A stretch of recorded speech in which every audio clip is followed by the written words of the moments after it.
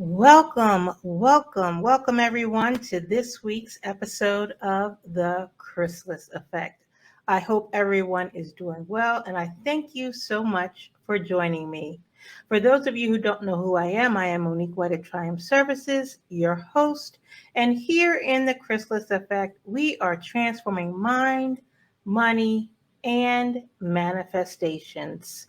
And today we're going to speak on the topic, or I am going to speak on the topic of the Great Deception. The Great Deception. However, before I get started, I want to encourage you to like, subscribe, and share. Share this out to 3 people. And also leave me a comment. Leave me a comment. I would love to see and respond to your comments. Thank you so much in advance. Now, as the title says, today we're going to speak about, or I am going to speak about, the Great Deception. Now, what do I mean? Well, lately, I don't know about you, but it seems like wherever I go, I am hearing or reading about a suicide. It seems to be every single day. You have Regina King's son, a few days after his 26th birthday. Kate Myers, a 22-year-old from Stanford University, the team captain of her school's women's soccer team, known for helping them win a championship. Zoe Bethel, Miss Alabama and political commentator, she was only 27. You have Chelsea Christ, former Miss USA, an attorney, an extra correspondent,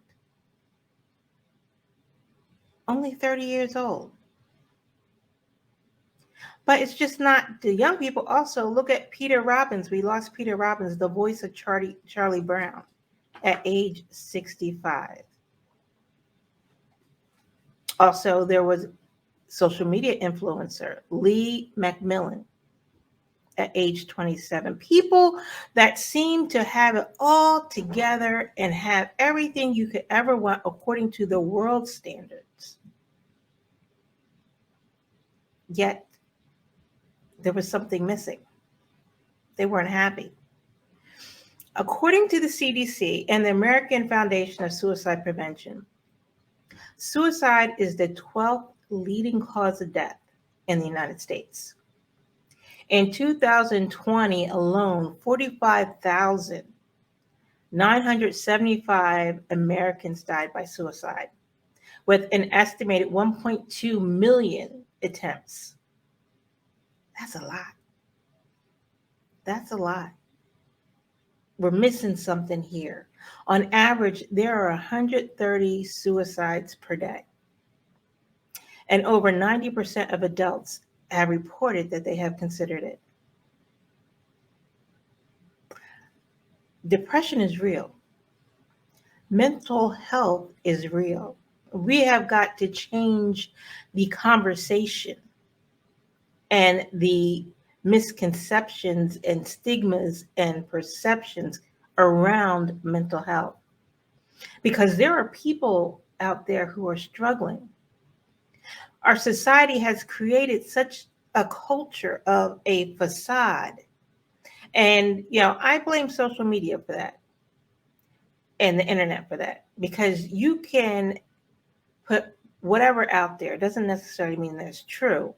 But in this age of social media, of Facebook, Instagram, Snapchat, Twitter, TikTok, all these things, people some get confused that for reality. Everything that glitters isn't gold. Just because someone looks happy on the outside doesn't mean it is so. Because here's the truth. Here's the truth of the matter. Everyone makes mistakes. No one is happy all the time. We all go through struggles. It doesn't matter who's your parents.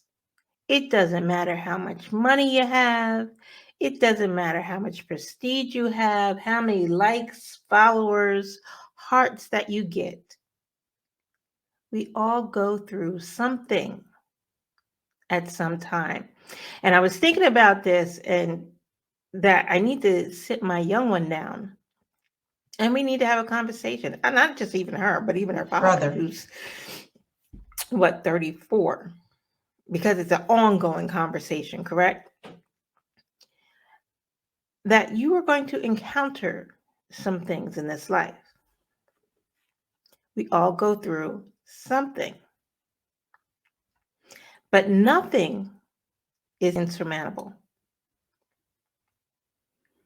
You go through something, we all make mistakes. We're not God, we're not Jesus. We all go through it, make mistakes. And ideally, you learn from that mistake and you determine to do better the next time, realizing that it's not the end. But what I'm seeing is people are worrying too much about whether people think of them or they're comparing themselves too much to others. Like I said, you're only seeing what those others, quote unquote, want you to see. You're not seeing the full story. That's the deception, or one of the deceptions. What might seem fun, colorful, adventurous, etc., is all curated. It's not the full story. And we start to lose our faith when we focus on ourself or when we place our faith in ourselves, our experiences, our circumstances, and our surroundings. And that will slowly eat away at what you fundamentally know to be true. We can be deceived into believing that there is no hope, that nothing will ever change. But here's the thing, change is the way of life. Nothing stays the same. Yeah, the saying goes, nothing changes until you change it, but that's not true. The world and life are constantly changing.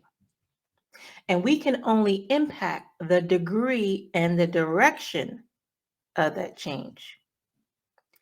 So, that being so, the logical conclusion is yes, it will change. The belief that there is no hope can't be true because there's always change. Hope is that feeling of expectation and desire for something to happen or that certain thing. Merriam-Webster puts it this way, it's a desire accompanied by expectation of or belief in fulfillment. So when you say there's no hope, that's a deception. Because saying there is no hope, saying there is no change, things won't change. Things always are changing. Now, consider this. This is a faith-based show, so let me just take it there for a second. Eve was deceived in giving up something that was already hers. The devil told Eve that eating of the tree of knowledge would make her like God, knowing good and evil. Here's the thing. There were two trees in the midst of the garden, the tree of knowledge and the tree of life. The tree of life, immortality. Eve was not banned from eating of the tree of life. So to be like God, to have that immortality was already hers. She was already like God. And God didn't say that she couldn't eat of that tree. He said the tree of knowledge. You see where I'm going with this? And he didn't say that she couldn't touch it, which is what was said in the conversation with the serpent. God never said that. He said you can't eat of the tree of knowledge. Now, isn't that just like people? Isn't it just like people to change things up and the retelling and the retelling and the retelling? God's words were exactly, you may surely eat of every tree in the garden, but of the tree of knowledge of good and evil you shall not eat, for in the day that you will eat of it, you will surely die. Hence, you can eat of the tree of immortality. See, what was being attacked was something that she already had.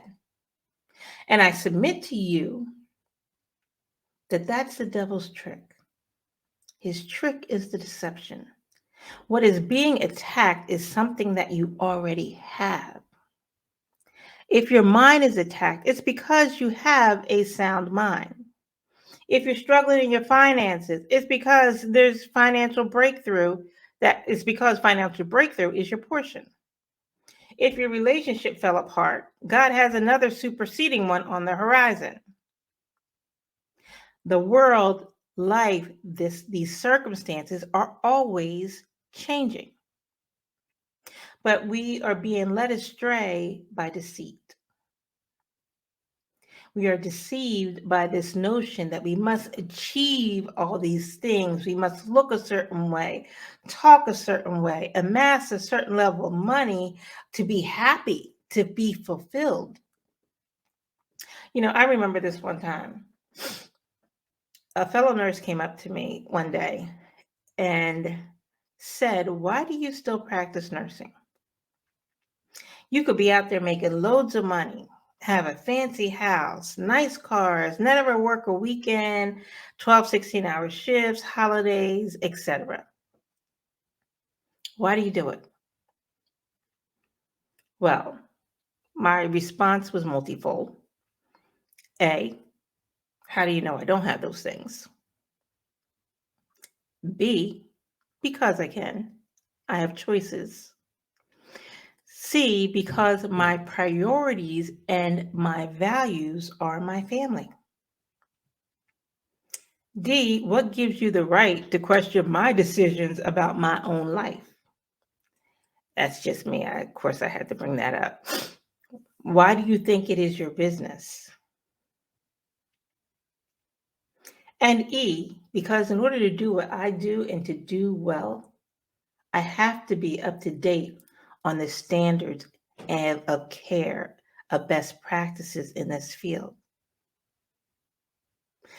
Yeah, I could go out there and check off all her boxes, but still not be happy and content and in alignment with my core values. It would please her and people like her, those who think like her. But what about me? I was and am exactly where God purposed me to be, doing the things that He purposed me to do.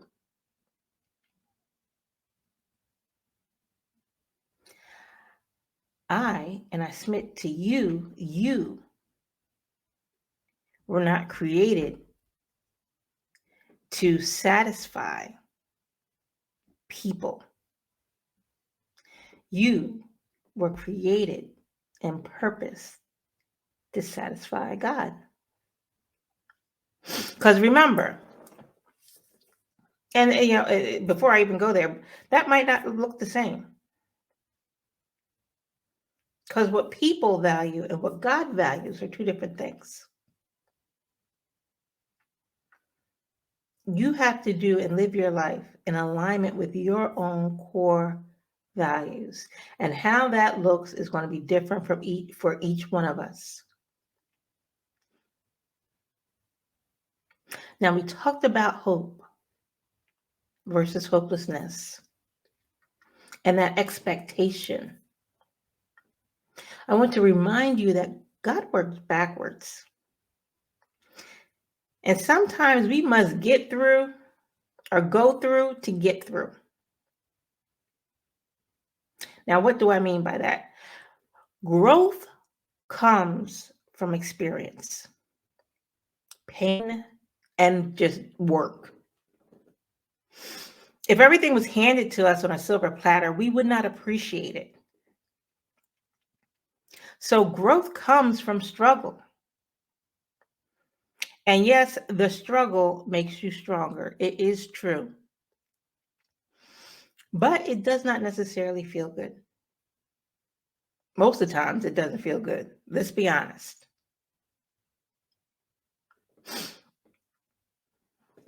I remember when I was going through my health crisis.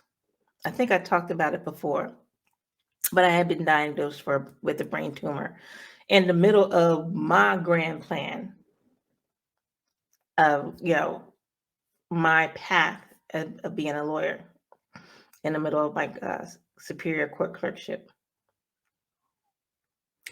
But that health crisis gave me the experience I needed to understand the process of going through that, so that I can empathize with others that are similarly situated, so that I can relate to the impact that such crises have on your self-esteem, the way you view yourself, relationships, career, finances, a whole slew of things. I needed to go through that so that I can share my journey and help someone who is on that same journey. I can say, you are not alone with certainty now. Yes, I felt alone when I was going through it, but I wasn't. It prepared me. It positioned me. And that is just one example. Everyone goes through something at some time. I could take you back even further. Let's go back. 1 Samuel 31:4 talks about Saul and the men of Israel fighting the Philistines. Now, the Philistines killed his son, wounded Saul, and they were pressing in on him. Saul asked his armor bearer to kill him to avoid being tortured and killed. His armor bearer refused. So Saul fell on his own sword to avoid not only mistreatment, but also the shame of being killed by the quote unquote uncircumcised, and to avoid that sense of failure. 2 Samuel 17:23. And I always mess up these names, so forgive me. Ahithophel, I believe, hung himself. Hushai refused his counsel to Absalom and the elders to kill King David. Absalom felt that Hushai gave better counsel. So being bitter, having suffered humiliation and rejection, he went home and he hung himself. The word says he got his house in order, and then he hung himself.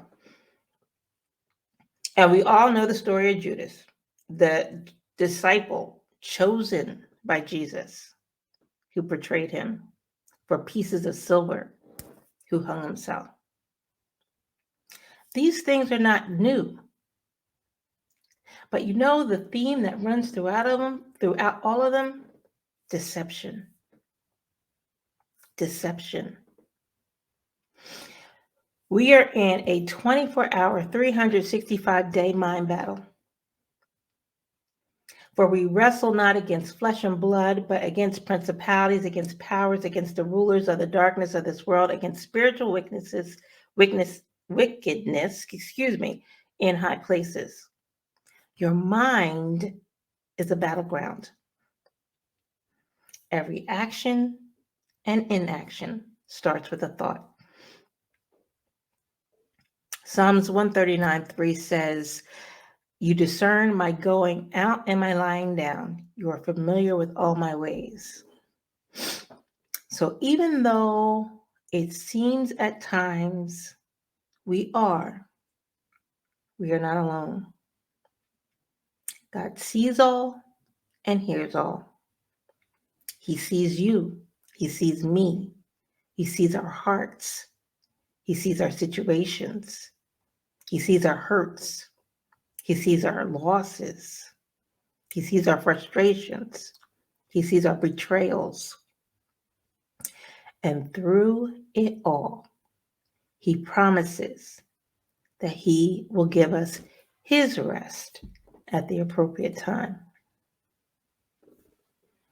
He brings us to an expected end, for He knows the plans He has for us, plans for hope and a future and not to harm us. He knows where you are at any moment. Your path has already been charted out for you. If you continue to walk it. And see, you now have to walk it alone. He's given us the Holy Spirit to guide us on that path. The Holy Spirit makes our crooked ways straight. It's that intuition. If you ask me, what does that feel like? What is that? It's that intuition, that instinct that pushes you to the left or to the right, ahead, or tells you, whoop, whoop, stand still. Flow with it. Flow with it. Not on impulse, pulse, but flow with it. And when you think of flow, I think of a creek. And just like a bubbling brook that has little rocks in it, obstacles may come up. Obstacles may come up. But just like the water, flow right on by them. God promises guidance into a place of peace at the appropriate time. Don't be deceived in thinking that something is insurmountable. Don't be deceived like Eve into giving up your power. Eve's power wasn't taken from her. She was deceived into handing it over. Take a look at Hagar. If you know the story of Hagar, Hagar was the servant of Sarah, Abraham's wife. Sarah, of course, was up there in years and unable to have a child. So she sent her husband into her servant. And then her servant became pregnant. And Sarah developed such contempt for her and she treated her badly that Hagar fled. Conditions were so bad, she fled. And on her journey, God appeared to her and directed her to return. He directed her back into that situation. But He promised her that He will multiply her offspring so much that they could not be numbered. And He did. Hagar says in Genesis 16:13, she says, "You are a God, you saw me," basically. What kind of God is this who comes to see about me? God is looking out for you. He is looking after you, even in those moments. He hasn't forgotten you. We are looking at things from the wrong direction. We're looking at things face on, when God is looking at them from the ending to the beginning. Your hope is in the expected end. Don't be deceived into thinking that you have no right to feel expectation or desire something to happen of that certain thing. It is your right, and it always has been. You have a desire accompanied by an expectation of or belief in fulfillment. Why? Because it's already yours. It's already yours. Do not relinquish it. Do not Hand over your power. Wrestle. Fight against the lie, against the great deception. You have power, authority, are loved, and possess a sound mind. Thank you, everyone, for joining me. I hope that this has helped someone. Again, I want to remind you to like, share, and subscribe. Share this out to 3 people and leave me a comment. Share your thoughts with me, and I will certainly respond.